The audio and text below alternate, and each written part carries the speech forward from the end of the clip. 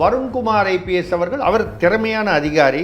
அரசியல்வாதி பேசும் போதெல்லாம் அதை புறம் தள்ளிவிட்டு போகுது. அவர் சட்டையை கட்டிட்டு வரியான்னு சீமான் கேட்கணும். அவர் அரசியல்வாதி, அப்படி பேசியே பழகியவர். அப்படி பேசினா தான் அரசியலில் வந்து இந்த வடிவேலு படத்தில் சொல்கிற மாதிரி காலை ஆட்டிக்கிட்டே இருந்தால் தான் இருக்க முடியும். ஆனால் ஒரு ஐபிஎஸ் அதிகாரி என்பதும்போது சட்டையை கட்டிட்டு நான் வர்றேன், நான் யார் பார்க்கலாம், உனக்கு வந்தது நீ பிச்சை எடுத்த போன வந்த அப்படின்னு பேசுவது வந்து, அவர் பேசுவதெல்லாம் வந்து வருண்குமார் பேசுவதாக யாருமே நினைக்க மாட்டார்கள். மக்கள் வந்து தமிழக அரசு பேசுவதாக, திமுக அரசு பேசுவதாக எடுத்துக்கொள்வார்கள். இப்போ வருண்குமார் வந்து நான் வழக்கு போடுறேன்னு சொல்கிறாரு. இதை வந்து அவர் வந்து வெளிப்படையாக வந்து பேச வேண்டியதில்லை. குடும்பத்தை வந்து அப்படி அவதூறாக பேசியிருக்கிறார், பெண்கள் எல்லாம் பேசியிருக்காருன்னு சொல்லியிருக்காரு. அது எவ்வளோ தூரம் உண்மைன்னு தெரியல. அப்படி உண்மையாக இருக்கும் பட்சத்தில் வழக்கு போடலாம். சீமான் வந்து எடப்பாடி அவர்களுக்கு ஆதரவாக பேசுனால இப்போ அதிமுகவினர் வந்து சீமானுக்கு ஒரு போஸ்ட் பண்ணியிருக்காங்க. எடப்பாடியாருக்கு நீங்கள் வாழ்த்து சொல்லியிருக்கீங்க, ஆதரவு தெரிவிச்சிருக்கீங்க. அது வந்து இவர் அது சீமான் அவர்கள் வந்து இப்போ கூட வந்து இந்த ரஜினி மேட்டரில் கூட வந்து ரஜினி துரைமுருகன் பேசும்போது கூட அவர் துரைமுருகன் கொஞ்சம் உணர்ச்சி வசப்பட்டு அவர் வயசானவங்கெல்லாம் தாடி வச்சுட்டு பல்லு போனதுக்கப்புறம் வந்து ஹீரோவாக நடிக்கிறாங்கன்ட்டாங்க. அந்த விஷயத்தில் வந்து ஏவா வேலு அவர்கள், அமைச்சர் ஏவா வேலுடைய புத்தகம் வெளியிடும் விழாவில் ரஜினி பேசினார்.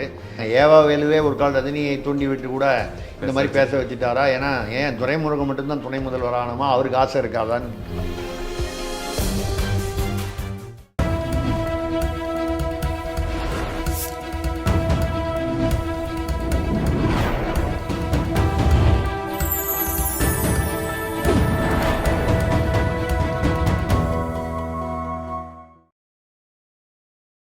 சேனல் 5 தமிழர்களுக்கு வணக்கம். இன்றைய நேர்காணலில் நம்முடன் இணைந்திருப்பவர் தமிழக அரசியல் பத்திரிகையின் நிறுவனர், இந்திய நேஷ அதிபரின் முன்னாள் கௌரவ ஆலோசகர் திரு திரிசக்தி சுந்தரம் அவர்கள். வணக்கம் சார். வணக்கம் நிரஞ்சன், சொல்லுங்கள். சீமான் அவர்கள் செய்தியாளர் சந்திப்பு வழக்கம் போல் சில பிரச்சனைகள் வந்துக்கிட்டே இருக்குது.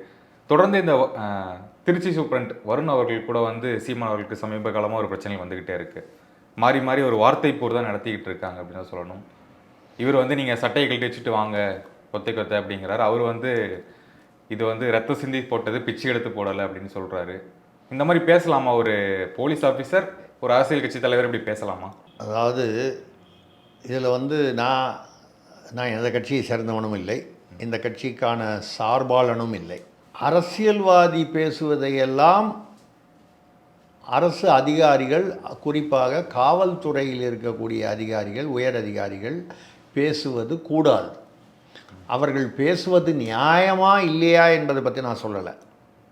நியாயமாகவே இருந்தால் கூட ஒரு காவல்துறை உயர் அதிகாரி அல்லது ஒரு ஐஏஎஸ் அதிகாரி அல்லது ஒரு உயர் பதவியில் இருக்கக்கூடிய அரசு அதிகாரி, ஐஏஎஸ் ஐபிஎஸ்ஸாக இருக்கலாம், இல்லை வேறு ஒரு வகையில் இருக்கலாம், ஒரு நீதிபதின்னு எடுத்துக்கலாம், இவர்களெல்லாம் என்ன பேசலாம் என்ன பேசக்கூடாது என்பதற்கு சில நெறிமுறைகள் உள்ளன. பேசுவது நியாயமாகவே இருந்தால் கூட இப்போது ஒரு நீதிபதி சொல்கிறார், என்னங்க நாட்டில் வந்து இவ்வளவு கொலைகள் அதிகமாக போச்சே அப்படின்னு ஒரு நீதிபதி சொன்னால் அது மிகப்பெரிய ஒரு செய்தியாகிவிடும். அது வந்து அவரும் ஒரு மனிதர் தான் அப்படின்னு அவர் மனசில் பட்டதை சொல்லியிருக்காருன்னு ஏற்றுக்க மாட்டாங்க. உடனே எதிர்கட்சிகளாக என்ன சொல்லுவாங்க, ஒரு நீதிபதியே சொல்லியிருக்காரு சட்ட ஒழுங்கு சரியில்லை, கொலைகள் அதிகமாக போச்சுன்னு, அப்படின்னா இந்த ஆட்சி சரியில்லைன்னு சொல்லிட்டாரு அப்படி சொல்லி அவர் வம்பளை சிக்க வச்சுருவாங்க.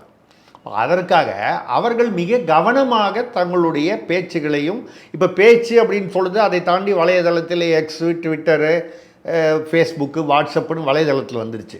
நீங்கள் என்ன பதிவிடுகிறீர்கள் என்பதும் பேச்சும் இரண்டும் ஒன்று தான். இப்போது அந்த வகையில் வருண்குமார் ஐபிஎஸ் அவர்கள், அவர் திறமையான அதிகாரி, நல்ல நிர்வாகி என்று பெயர் பெற்றவர். அவருடைய மனைவி அவர்கள் வந்திதா பாண்டேன்னு நினைக்கிறேன், அவங்க புதுக்கோட்டையில் இருக்காங்க.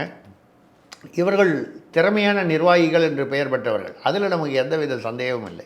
இதில் வந்து ஒரு அரசியல்வாதி பேசுவதற்கெல்லாம் பதில் சொல்வது என்றால், இப்போ வந்து அண்ணாமலை பேசுகிறாரு, எடப்பாடி பதில் சொல்கிறாரு, எடப்பாடிக்கு பதிலாக ஜெயக்குமார் சொல்கிறாரு, முனுசாமி சொல்கிறாரு, மறுபடியும் அந்த பக்கம் ஜெயக்குமாருக்கு பதிலாக வேறு அண்ணாமலைக்கு பதிலாக வேறு யாராவது பதில் சொல்லலாம் ஒரு பாஜக. இதே மாதிரி திமுகவில் வந்து இங்கே பேசும்போது நீங்கள் ஸ்டாலினை குறை சொன்னால் KN நேருவோ துரைமுருகனோ பதில் சொல்வார்கள், உதயநிதியை குறை சொன்னால் வேறு ஒரு மந்திரி சொல்லுவார், இப்படி பல விஷயங்கள் வந்து அரசியல்வாதிகளில் சகஜம். நேற்று ஒரு விஷயம் அரசியல்வாதி பேசுவார், இன்று கம்ப்ளீட்டாக மாற்றி பேசுவார். ஜனங்க ஏன்னு கேட்க மாட்டாங்க. ஏன்னு கேட்க மாட்டாங்கன்னா அதை ஏற்றுக்கிட்டாங்க, ஒத்துக்கிட்டாங்க, உண்மையாக நம்பிட்டாங்கன்னு அர்த்தம் இல்லை. அரசியல்வாதினா இப்படி தான் பேசுவாங்க. அன்றைக்கி வந்து பாஜகவை மதவாத கட்சி இல்லை என்று சொன்ன கலைஞர் வந்து பின்னால் வந்து அவரை எதிர்த்திருக்காரு, முன்னாலேயும் எதிர்த்திருக்காரு. யாரும் கேட்கல. ஸ்டாலின் அவர்கள் வந்து என்னுடைய குடும்பத்திலிருந்து யாரும் அரசியலுக்கு வரமாட்டார்கள் என்னை தவிர அப்படின்னு சொன்னார். உதயநிதியை நான் அரசியலுக்கு வரமாட்டேன்னாரு. வந்தாங்க, யாரும் ஏன்னு கேட்கல. ஏன்னா அரசியல்வாதிகள் இது வந்து நான் உதாரணத்துக்கு அவங்க மட்டும்தான் இல்லை, இது அதிமுகவுக்கும் பொருந்தும், பாஜகவுக்கும் பொருந்தும். ஒரு காலத்தில் வந்து பாஜக வந்து திமுக தமிழ்நாட்டில் மிக ஊழலான கட்சி, 18 பேரை வந்து பண்ணுவேன்னு சொல்லி பேசுனாங்க. இன்றைக்கி வந்து அவங்களே நாணயம் வெளியிடுறாங்க, அதுக்கு அண்ணாமலையும் போகிறாரு.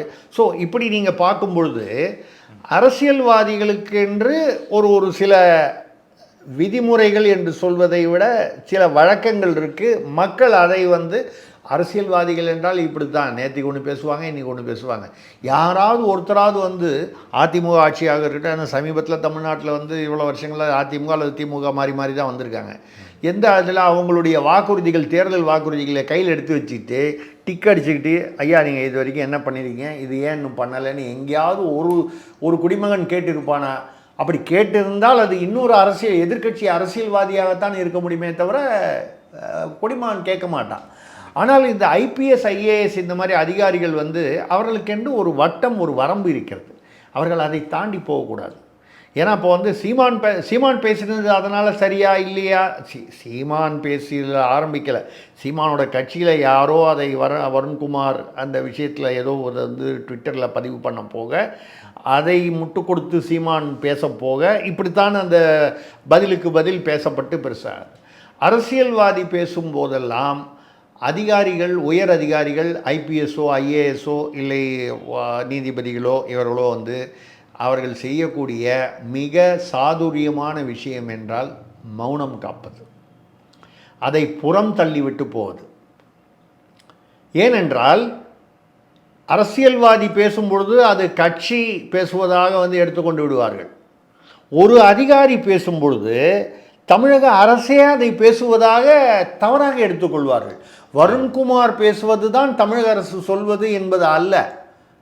ஒரு வருண்குமார் இல்லை, ஐபிஎஸ் ஆஃபீஸர் ஆயிரக்கணக்கில் இருக்கிறார்கள், நூற்றுக்கணக்கில் இருக்கிறார்கள். தமிழ்நாட்டில் ஐஏஎஸ் அதிகாரிகள் நூற்றுக்கணக்கில் இருக்கிறார்கள். ஒவ்வொருத்தரும் ஒரு இது மாதிரி ஒரு பேச்சு பேச ஆரம்பித்தால் யாருடைய பேச்சு தமிழக அரசின் எண்ணத்தை, கொள்கையை பிரதிபலிக்கிறது அப்படிங்கிற கொள்கை. இப்போ தமிழ்நாட்டின் கொள்கை என்ன, தமிழக அரசின் கொள்கை என்னன்னா அதை சொல்லக்கூடியவர் வந்து முதல்வர். ஒரு அமைச்சர் கூட ஓரளவுக்கு தான் சொல்லலாமே தவிர அதை ஏற்றுக்கொள்வதும் கொள்ளாததும் முதல்வருடையது. அந்த வகையில் அருண்குமார் அவர்கள் வந்து நான் சட்டையை கட்டிட்டு வரியான்னு சீமான் கேட்கணும். அவர் அரசியல்வாதி, அப்படி பேசியே பழகியவர். அப்படி பேசினா தான் அரசியலில் வந்து இந்த வடிவேலு படத்தில் சொல்கிற மாதிரி காலை ஆட்டிக்கிட்டே இருந்தால் தான் இருக்க முடியும். அது வேறு. நான் சீமானை வந்து சொன்னதோ பேசுவதோ கரெக்டுனோ, அவர் எனக்கு தெரிந்து சீமான் வந்து நேரடியாக வருண்குமாரை முதலில் வந்து எதுவும் வம்புக்கு இழுக்கல. யாரோ ஒரு தொண்டர் ஆரம்பிக்க போக அது அப்படி வந்தது தான் அது. அவரை பொறுத்தவரை வந்து நடுவில் கூட சொன்னார், அந்த தொண்டர் வந்து அப்படி வந்து யாரையும் வந்து நாங்கள் வந்து அவமானமாகவோ அவதூறாகவோ பேசுவதில்லை, அப்படி பேசினால் தவறு என்று தான் சொல்கிறோம்னு சொல்கிறாரு. சொல்லலாம். அது வந்து உதட்டால் சொல்கிறாரா உள்ளத்தால் சொல்கிறாராங்கிறது அரசியல்வாதிகளை பொறுத்தவரை கண்டுபிடிப்பது கஷ்டம். அது ரைட்டு. இல்லை ரொம்ப மிஞ்சி போனால் ரொம்ப அது மோசமான அரசியல் விளைவுகளை ஏற்படுத்தும் என்றால் அவரை இடைநீக்கம் செய்து விடுவார்கள் அந்த தொண்டரை. இது வழக்கமான விஷயம். அப்புறம் ஒரு 3 மாதம் கழித்து சத்தம் விடாமல் திருப்பி சேர்த்துப்பாங்க. இதெல்லாம் எல்லா கட்சியிலையும் நடக்கக்கூடியது. ஆனால் ஒரு ஐபிஎஸ் அதிகாரி என்பதும்போது சண்டையை கேட்டு நான் வர்றேன், நான் யார் பார்க்கலாம், உனக்கு வந்தது நீ பிச்சை எடுத்த போன வந்த அப்படின்னு பேசுவது வந்து, அவர் பேசுவதெல்லாம் வந்து வருண்குமார் பேசுவதாக யாருமே நினைக்க மாட்டார்கள். மக்கள் வந்து அந்த மாவட்டத்துடைய ஒரு தலைவர், காவல் அதிகாரி என்பதை தாண்டி தமிழக அரசு பேசுவதாக, திமுக அரசு பேசுவதாக எடுத்துக்கொள்வார்கள். அப்படி இருக்க முடியாது. வருண்குமார் வந்து திமுக அரசின் அல்லது தமிழக அரசின் பிரதிநிதி அல்ல. அவர் மட்டும் பிரதிநிதி அல்ல. அவர் பிரதிநிதி இல்லைன்னு சொல்லலை நம்ம. அவருடைய மாவட்டத்துக்கு அவர் வந்து காவல் அதிகாரி. அப்போ கூட சில விஷயங்களில் வந்து அரசியல்வாதி பேசுவாங்க, மீடியா வந்து கேட்பாங்க. மீடியாவில் கூட அவதூறாக பேசினால்தான் நீங்கள் வந்து அதை வந்து குறை சொல்ல முடியுமே தவிர அப்போ கூட நீங்கள் சட்ட ரீதியானதான் நடவடிக்கை எடுக்க முடியும். இப்போ வருண்குமார் வந்து நான் வழக்கு போடுறேன்னு சொல்கிறாரு. இதை வந்து அவர் வந்து வெளிப்படையாக வந்து பேச வேண்டியதில்லை. அமைதியாக அவரோ அவரது மனைவியோ இல்லை அவர்கள் இணைந்தோ நீதிமன்றத்தில் ஒரு வழக்கு அவதூறு வழக்கு பதிவு செய்யுங்கள். 2 கோடி கேளுங்க, 25 கோடி கேளுங்க, அதெல்லாம் வேறு விஷயம். எவ்வளவு கேட்கிறார்? எந்த மான நஷ்ட வழக்கு வந்து தமிழ்நாட்டிலேயோ இந்தியாலேயோ வந்து முடிவுக்கு வந்து இவ்வளவு கொடுக்கணும்னு சொல்லி யாராவது கொடுத்ததாக அரசியலில் வந்து சரித்திரம் உண்டா? இது ஒரு மாதத்திற்கு பேசப்படும், அதுக்கப்புறம் மறக்கப்பட்டு விடும். வழக்கு 5 வருஷம் கழித்து வரும்.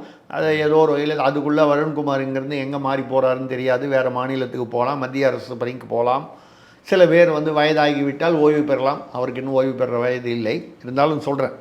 அப்போது நம்ம என்ன பேசணும் அப்படிங்கிறது இருக்கணும். ஏன்னா காவல்துறை என்பது கட்டுப்பாடு என்பதான ஒழுக்கம், கட்டுப்பாடு என்பதற்கான ஒரு அடையாளம் தான் காவல்துறை. அதுக்காக தான் காவல்துறை வச்சுருக்கோம். தப்பு பண்ணுறவனை ஒன்று முற்காப்பு, அதை தடுப்பது, அல்லது தப்பு பண்ணவனை பிடிச்சி அவனுக்கு தண்டனை. இது 2 தான் காவல்துறையுடைய வேலை. அங்கே இருக்கிறவங்களே கட்டுப்பாடாக இல்லை அப்படின்னு சொன்னால் அவர்கள் பக்கம் நியாயம் இல்லை என்று நான் வந்து வாதத்திற்காக நான் வந்து அந்த வாதத்தை எடுக்கவில்லை. ஏனென்றால் நான் வந்து நடுநிலையில் இருந்து பார்க்கிறேன். இவரும் சிலது தப்பாக பேசியிருக்காரு, அவரும் சிலது தப்பாக பேசியிருக்காரு. இதில் யார் எவ்வளவு தப்பாக பேசியிருக்காங்கன்னு இந்த வெயிட்டு போட்டு நீங்கள் 1 கிலோ ஒரு தப்பாக பேசினார், ஒரு 1.5 கிலோ பேசினாருன்னு அப்படி எடை போட முடியாது. ஆனால் சீமானோ அல்லது சீமானை போன்ற அரசியல்வாதிகளோ பேசுவதை எல்லாம் நீங்கள் பதிலுக்கு வந்து அதே பாணியில் ஒரு அரசியல்வாதியாக இருப்பதானால் நீங்கள் சட்டையை கட்டிவிட்டு நீங்கள் திமுக கழகக்காரராகவோ இல்லை ஒரு கட்சியில் சேர்ந்து விட்டோ நீங்களும் அரசியல்வாதியாகி பேசிவிடலாம். இல்லை வந்து இவர் வந்து ஒரு கால் இப்படி நம்ம பேசுனா சீமானை எதிர்த்து பேசினால் மேலிடம் நம்மளை பாராட்டும் என்று நினைத்தால் அவர் நிச்சயமாக என்னை விட வயதில் இளையவர். அதனால் வயதில் மூத்த அனுபவத்தோடு சொல்கிறேன், அவர் தவறான கணிப்பு. இதுவே அவருக்கே வந்து அவர் வந்து என்ன சொல்கிறது, தனக்கு கீழே ஒரு குண்டு வைத்துக் கொள்கிறார். ஏனென்றால் அவர்களை பொறுத்தவரை ஒரு தேவையில்லாத ஒரு சர்ச்சையை இவர் வந்து அதிகப்படுத்தி விட்டார் என்று சொல்லி சீமான் பேர் எந்த நடவடிக்கையும் எடுக்க முடியாது. அரசியல்வாதி நாளைக்கே என்றைக்காவது ஒரு நாள் திமுகவும் சீமான் கட்சியும் ஒன்றா கூட வந்து கூட்டணி வரலாம். வரும்னு நான் சொல்லலை, நான் ஒரு யதார்த்தமாக சொல்கிறேன். எந்த கட்சிக்கும் ஒரு உறவு வரலாம், எந்த காலத்துலேயும் வரக்கூடாதுன்னு ஒன்றும் இல்லை. ஆனால் வருண்குமார் அப்படி அல்ல. அவருக்குன்னு சர்வீஸ் கான்டக்ட் ரூல்ஸ் இருக்குது, அதை தாண்டி அவர் பேசக்கூடாது. 2வது இதை மாதிரி பேசும்பொழுது நீங்கள் அப்புறம் மீடியாவில் வந்து அது வந்து நான் சவுக்கு சங்கரையோ யாருக்கோ வந்து ஒரு குறிப்பிட்டவருக்கு யாருக்கோ நான் ஆதரவாக பேசலை. அவர்கள் ஏதாவது தவறு செய்திருப்பார்களானால் அந்த தவறுக்கு எதிராக நீங்கள் நடவடிக்கை எடுங்கள்.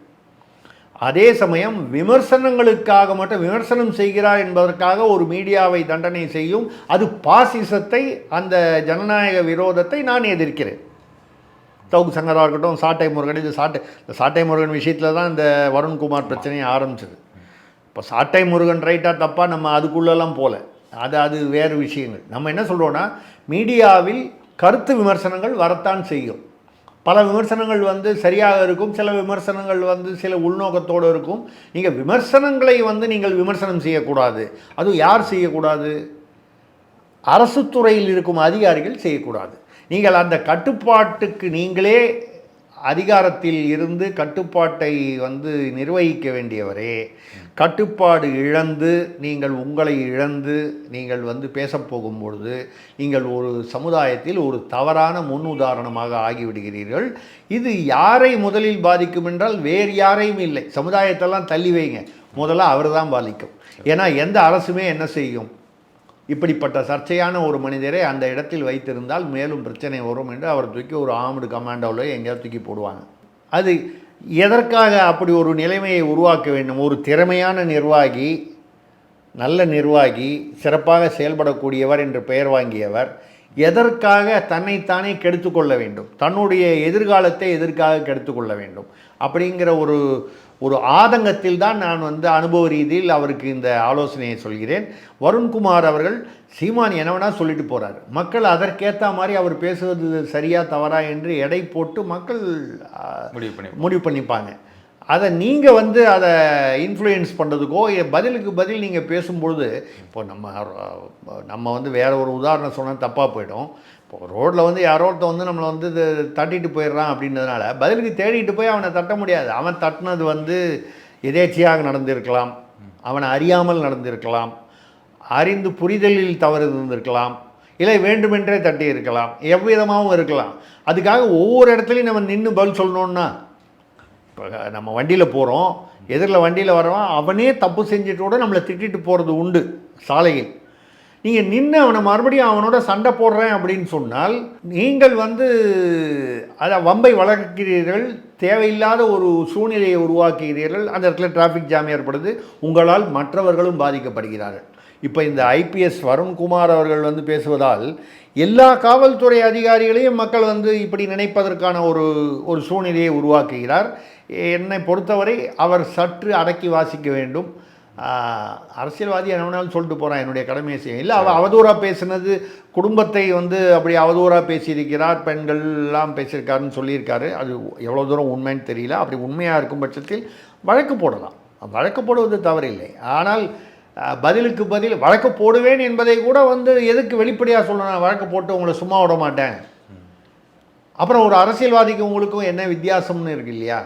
ரெண்டாவது, எந்த நாளைக்கே சீமான் முதல்வராக வந்தால் அவர் ஒரு வாரம் நான் சொல்லலை, வரலாம்.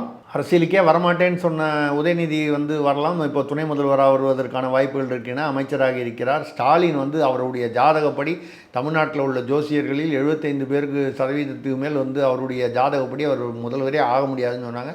வெற்றிகரமாக அவர் முதல்வராக பயணித்து கொண்டிருக்கிறார். ஸோ அப்படி அதனால் வந்து ஏன் நாளைக்கு சீமானே முதல்வராக வரலாம், ஒரு உதாரணமாக சொல்கிறேன். அப்போது அதுக்காக நீங்கள் அவருக்கு பயப்படணும்னு நான் சொல்லலை. அவருக்கென்று ஒரு வட்டம் அரசியல்வாதிக்கு இருக்கிறது. அது பெரிய வட்டம்.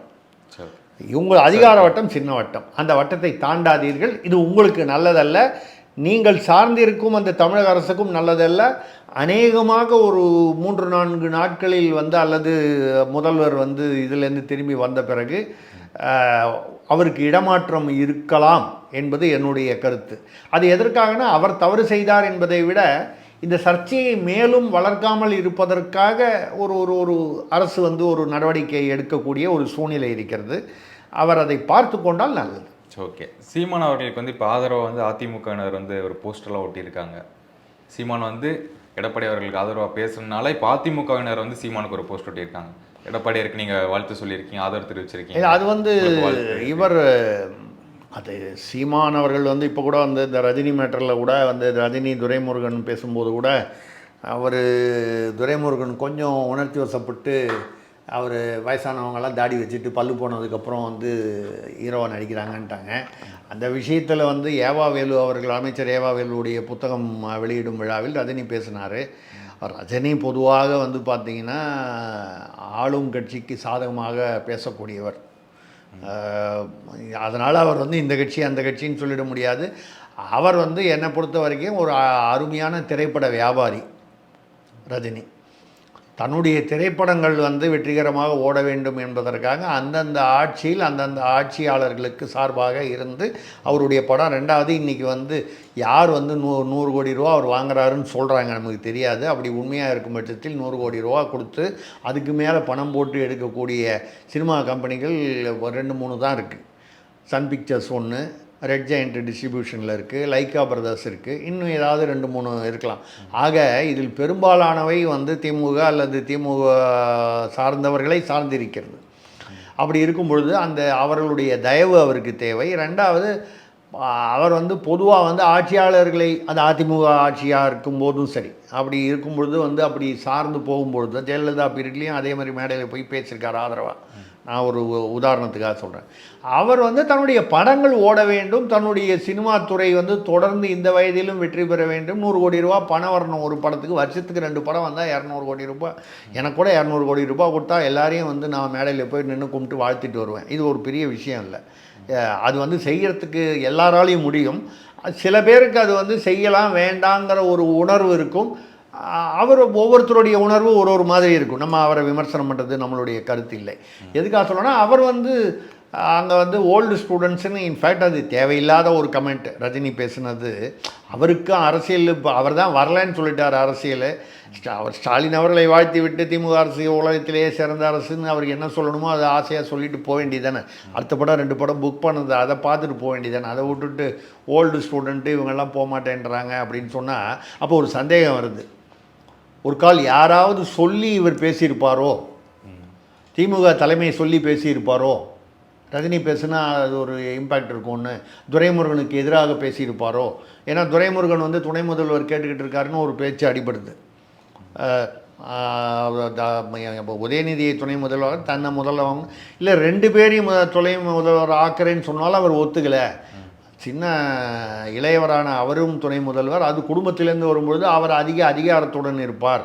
நான் சும்மா டம்மி துணை முதல்வரா அப்படின்னு சொல்லி கேட்குறாருன்னு இப்போ கூட சீமான் கூட சொல்லியிருக்காரு. இடைக்கால முதல்வராக அவரை வந்து திமுக அறிவிக்க வேணும்னு அவரால் முடிஞ்சது திருக்கி விட்டார்.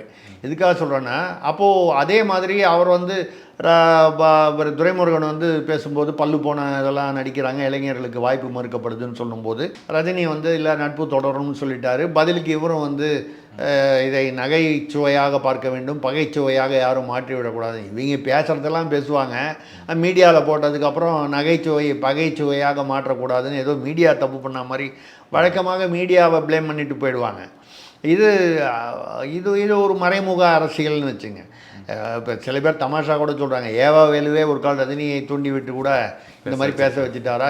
ஏன் துரைமுருகன் மட்டும்தான் துணை முதல்வர் ஆனமா, அவருக்கு ஆசை இருக்காதான்னு. ஏன்னா ஒரு காலத்தில் செந்தில் பாலாஜிக்கு முன்னால் ஏவா வேலு தான் வந்து திமுகவின் பொருளாளர் என்று சொல்லக்கூடிய செலவுகளை எல்லாம் வந்து பல கட்சி விழாக்களுக்கெல்லாம் வந்து உதவியவர்னு சொல்லுவாங்க ஏவா வேலு. அதுக்கப்புறம் செந்தில் பாலாஜி வந்தாருன்னு சொல்லுவாங்க. அது இருக்கலாம். அப்போது எதுக்காக சொல்கிறேன்னா, அவங்களுக்குள்ளே அது பேசுவாங்க. சீமான் வந்து இப்போ அதே மாதிரி எடப்பாடியை வந்து இவர் அண்ணாமலை பேசியிருக்கக்கூடாதுன்ற வகையில் தலைவர்களை வந்து பேசக்கூடாதுன்னு சொல்கிறாரு. நம்ம வந்து இப்போ தான் ஒரு நிகழ்ச்சியில் கூட நம்ம நிகழ்ச்சியிலே பேசினோம். எந்த அரசியல் தலைவராக இருந்தாலும் தன்னுடைய பேச்சில் விமர்சனத்தில் ஒரு அந்த அளவு ஒரு வரைமுறை இருக்க வேண்டும், அதை தாண்டக்கூடாது.